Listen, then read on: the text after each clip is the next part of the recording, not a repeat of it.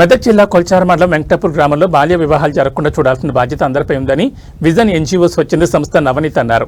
గ్రామంలో బాల్య వివాహాల నిర్మూలన, పిల్లల అభివృద్ధిపై అధికారులకు అవగాహన కల్పించారు.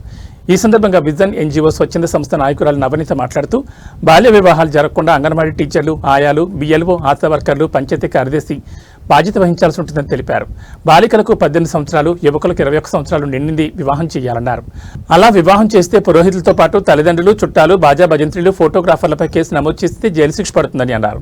ఒకవేళ బాల్య వివాహాలు జరిగిన సమాచారం తెలిస్తే 1098కి ఫోన్ చేసి సమాచారం ఇవ్వాలన్నారు. 100 నెంబర్కు కాల్ చేయాలన్నారు. ఈ కార్యక్రమంలో గ్రామ sarpanch Kannaboina Sujatha, panchayat secretary Sanjay, ward number Dudi Haritha, anganwadi teacher Lalitha, గ్రామ ప్రజలు తదితరులు పాల్గొన్నారు. నేను వెంకటాపూర్ విలేజ్ కొల్చార మండల్ మెదక్ డిస్ట్రిక్ట్ తెలంగాణ రాష్ట్రవాసిని. మా కుటుంబంలో గాని గ్రామంలో గాని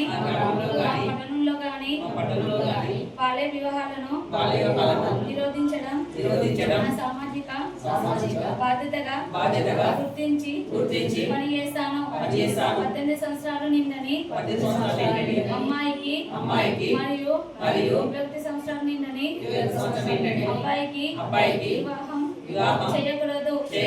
చట్ట ప్రకారం నేరం.